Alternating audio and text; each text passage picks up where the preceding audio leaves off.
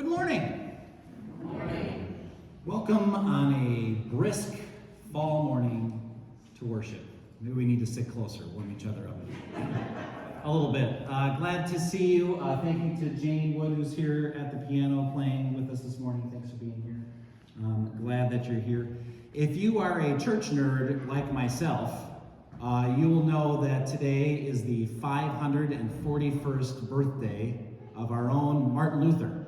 So he was born November 10th, 1483 in Eisleben, Germany. He was the one that nailed the 95 Theses to the door and sparked the Reformation that through us continues to this day. So we kind of remember that a little bit this morning. Also, you'll notice November to me always feels like we're in those in-between weeks, which we are in right now, not just between the election we had this week and when things change in coming January, but also in the life of the church. We've got 2 Green Sundays this week and next week before Christ the King and Advent starts and we get into the new cycle of things. They always call green time ordinary time. I always think it's a little bit better than that, isn't it? It's not just plain because we are here and God is with us and Christ is in our midst and loves us. So that's all just good stuff.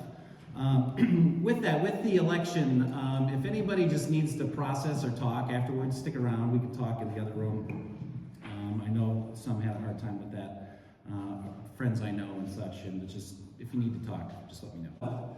And what else we've got? The mission of the month is Bags of Hope. Anybody want to speak to that? Or should I just kind of read the blurb? Sure being me or sure being you? Okay, great. Okay, so Bags of Hope, that should be no surprise. I think we do that all the year, but basically it's $25 for the bags of the stuff that goes to those kids.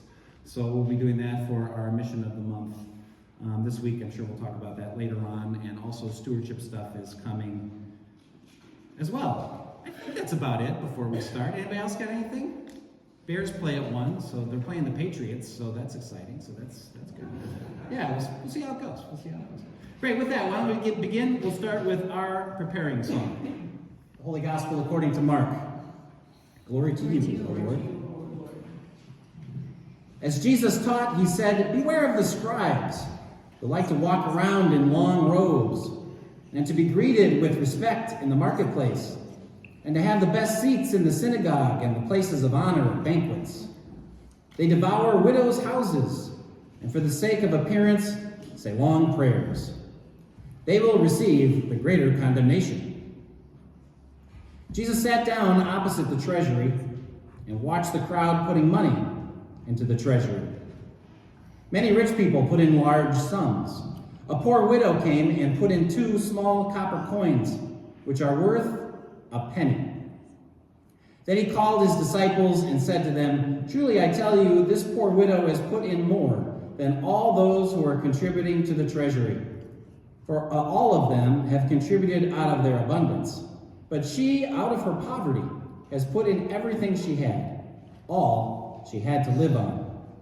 This is the gospel of the Lord. Praise to you, O Christ. I want to tell you a story. So it goes like this. The church, somewhere in a nearby town, not us, the church, was going to have this huge fundraiser, right? So here's what they did, is they invited all the people to come, and they were going to have a lovely meal, and then they were going to invite people to put their donation into a big box up front, so everybody knew what they were going to have when it was all over, and then they were going to celebrate what had happened. Sounds good, right? Yeah, so far so good. All right, so it's the time of the event, all the people come, they fill all the seats, everybody's there, they have a lovely dinner, just as was promised.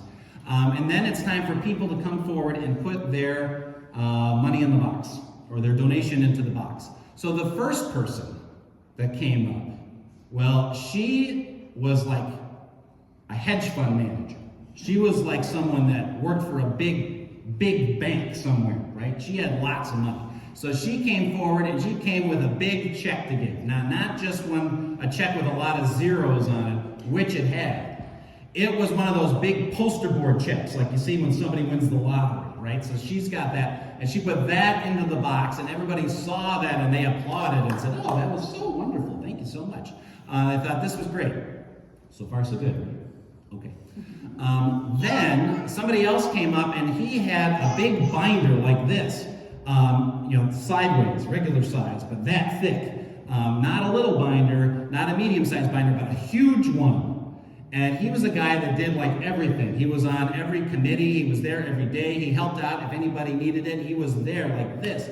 Boom. Everybody knew they could count on him. Lovely person. He came with this big, huge pile of stuff. These are all the notes from all the meetings he's been to and all the things he's done. And so he said, this guy's done a lot for us. This is awesome, right? This is great. Everybody applaud. This is great. This is great. Then everybody else kind of put their things in.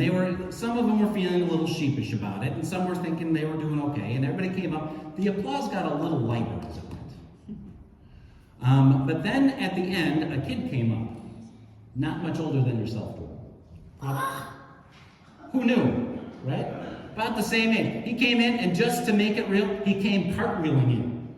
Oh, perfect. Perfect, right? He didn't even use his hands.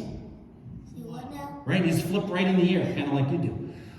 So he was doing that. He came right up, and when it was time to put something in the box, he thought to himself, what should I put in there? He looked in his pocket. He had nothing in his pocket.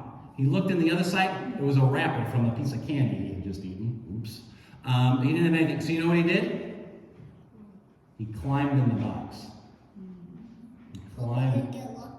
He did not get locked in. That's good, right? So then everybody went, just like some of the adults, they go, ooh. Now, who had given a big gift? Well, everybody, right? Everybody gave something. The one person gave a big, huge check with a lot of zeros on it. That was helpful, right? One person put their whole life career of how they've helped in there. That was really helpful. But the kid, what did he put in? Himself. And you know what? I think that's what Jesus is really after, right? What's in here, right? Are we giving out of what we have left over, or are we giving out of what's in here? Because that kid knew, just like you knew, that Jesus loves him very, very much, and he couldn't wait to help out. Pretty cool, huh? Right? That's this woman in this story. She comes and she puts her last little bit in the box because she trusts that God will take care of her. Okay? All right, let's pray, and then we'll go from there. Dear God, thank you for this day and for the nice, cool outside weather as we transition really into fall. Be with all of us and warm our hearts by your love for us and help us to show it in the way we treat each other. Amen. All right, thanks for coming up, guys. Well, that story was an old camp skit. I can't really take credit for writing it. But it probably could have been the whole sermon today, right? I mean, it's pretty good. Everybody gives a little bit, but what's the greatest gift? It's the gift from here.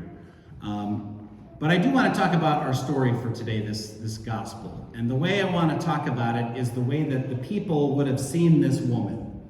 And the way I think they see her is really in three different ways. And we see her in three different ways. The first way is really as kind of an example, right? She kind of knows what's going on, and she's got it together. The second one is kind of indifference, really. It's not noticing her all that much at all. And the third one, if you can believe it, might even be blame. So those three ways are ways that we look at this woman. So let's talk about those and see what Jesus sees when he sees this woman putting her last 2 coins in the offering box.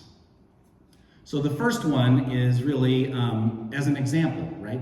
You've probably heard a million sermons on this passage that have all gone like, if we just did what the woman would do, right? She comes with her last little bit. She's not worried about tomorrow. She's come to be super generous. It's not about the zeros on the big poster-sized check. It's about what's in the heart, and she comes and delivers that, right? You've all heard that sermon, haven't you? I've heard it myself many, many times. You could probably think of people in your life that have also lived this out. I thought immediately of an old friend named Eleanor. So Eleanor, this is probably about a good, maybe not even 10 years ago, but somewhere in that frame. She had just turned 90, and she came flying into church as she always did. She didn't know how the speedometer on her vehicle worked. It just was either stop or full acceleration. That was kind of how she drove. So she came flying into the parking lot, and then she always backed in too, which was kind of scary for all of us. But this is who she was, right? We all loved her. Eleanor came into my office and she wanted to tell me what was up. And she would always tell me what was up. So she comes and saying, you know what they did to me? And I said, hi, Eleanor, nice to see you. She said, you know what they did to me? I just turned 90 and they made my car insurance go way up. And I said, Eleanor, I don't know why that would be. And she said, me neither. I haven't been in any accidents. I'm a good driver, all these things. I said, okay. She's like, so this is what I did, Pastor. I called them up and I gave them a piece of my mind. I said, good for you. Way to stick it to them, right? And she said, well, this is what happened. After I did that, they said, okay, we'll keep your rate the same. I mean, we'll review it next year too, but we'll keep it the same. So here's your refund for X amount of dollars. And she said, you know, I was so happy that I did this. I came in and here's a check for that amount of money because I realized really I didn't need it, but somebody else needs it. And why don't you put it in your pastor fund and somebody could use help. Here you go. Right? Great example. Here's just some generosity of someone that says, here's something I can do. And after this event that had happened to her and I can help. And here is why. Lovely human being. She entered life eternal, I think, a year or two ago, but she was great. I loved Eleanor. You've heard this sermon a lot. I've used that story. I think like the next year I used that story in like a stewardship sermon or something like that. She didn't like that. She said, wait a minute, don't be telling that story. That's my story. I didn't name names like I did today, but she was like that. She was lovely. So maybe you've heard that sermon before, but that's typically the first way that we look at this woman. The second way we look at this woman is maybe not to notice her at all. It's indifference, right? It's just, we just look right past her. And this is just kind of the way the world operates, right? They're having this big fundraiser. All the people in the fancy outfits are standing up front. They all brought their big poster board check. One is bigger than the next. They're coming and they're congratulating each other on what a good job they've done. And they don't notice this woman in the corner who's got everything she's got left. And that's what she's going to put in. A number of years ago, I lived in New Canaan, Connecticut, which is where the top 5% of the people in the country live. It's a very wealthy area. And Tammy, my wife, had a friend who was doing this fundraiser. She was a professional fundraiser, but she was doing this fundraiser for a friend of hers whose son had died because of a long-term medical condition he had. So they raised all this money and then they invited us to come to the party.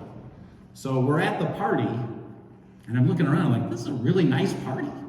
I mean, they had really good food and there was drinks and the venue was very nice and the tablecloths were not the paper ones or the plastic ones, but like the real nice white ones, you know, with the thick thread count, like really nice stuff. They had people serving everything everywhere. There was live music. It was lovely. But I kind of said to Tammy underwards, I'm like, how much did they spend on this party? Like, here we're supposed to be raising money for this big, huge thing. And when she told me the number, my jaw dropped. I said, what? I said, this is supposed to be a fundraiser. We're supposed to be giving all this money to the cause, not to throwing a party for ourselves. And she said, well, I talked to my friend, and she said, this is the way it is. Like, these people need to be wined and dined. Like, the number is high, what they raised, but they want a little something. They want a big thank you for what they have been doing. They want to have an acknowledgement for that big, large check with all those zeros on it.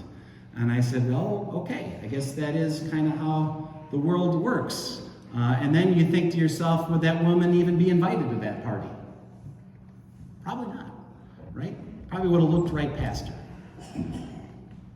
There's a third way we look at her too, and it might not be intuitive at first. But once you start to think about it, it really does make sense. That maybe they blame her for being there. So we've already had her as an example, and we've already looked right past her. But if they notice her, they're not doing it joyfully. They wonder why she's even there.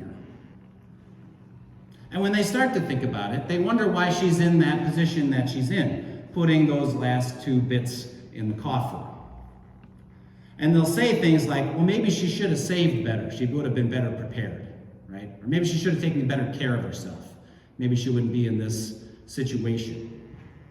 Or maybe if it wasn't for her good-for-nothing kids, they would have taken better care of her than here she is giving her last little bit in the offering plate. And that's it. It's not really our problem, but it's kind of her fault, really. I mean, she could have remarried, right? This is kind of what they do. And we know this because this is what we do too, right? We just came off of this election that was very contested, very divisive. The rhetoric was very heated. It was always about who to blame and who's going to get what you got. And that fires people up, right? But the real indictment is against us, because we do this. We look at the problems in the world and we say, well, it's probably their fault. They're in the position they're in.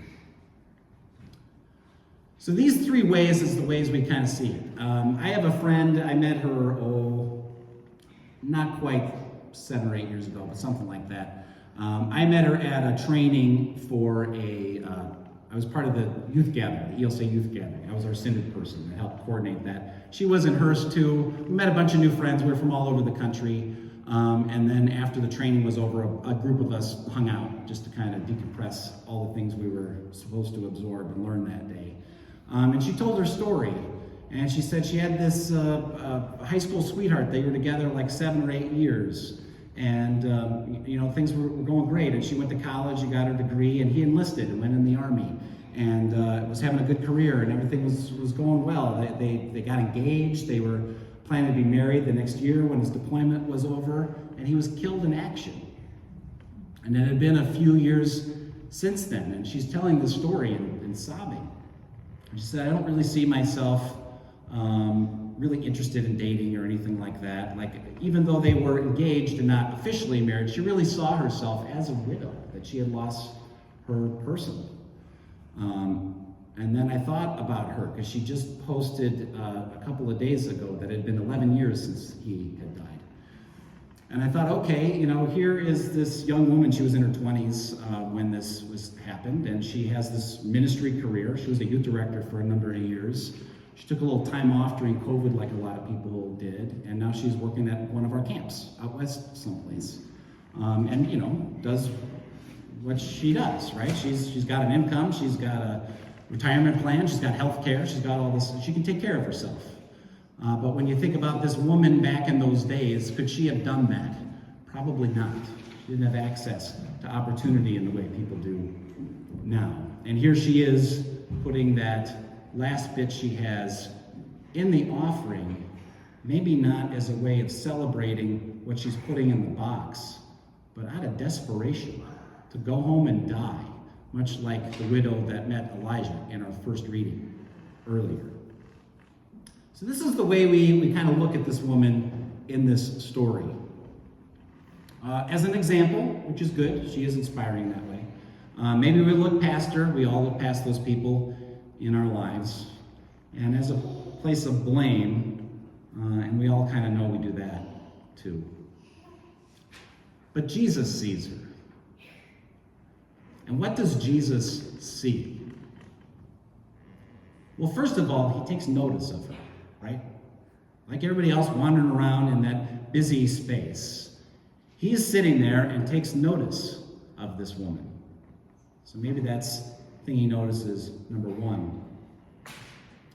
Number two, he loves her, right? He's another human being made in the image and likeness of God, just like you or I, a person who has hurts, a person who has a past, a person who has fears and uncertainty towards the future, a person who says things they shouldn't say sometimes, or think thoughts maybe they shouldn't, or lets opportunities slip past. We all do this, and yet Jesus, when he sees her, he loves her.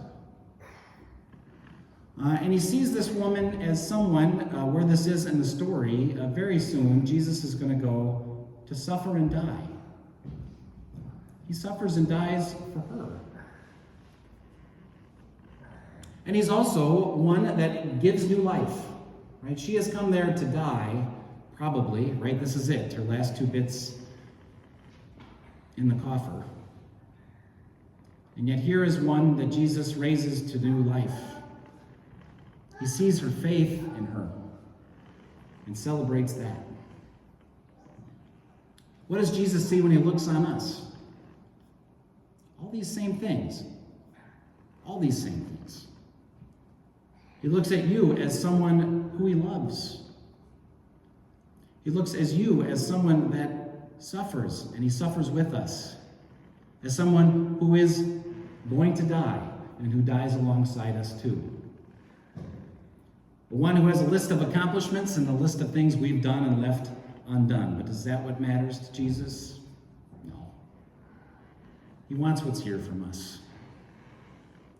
Martin Luther, whose birthday it is, said in the large catechism, to have a God is to have something that you completely trust in. That's what he wants from us. And what does he give to us? He gives us forgiveness. He gives us salvation. He gives us new life.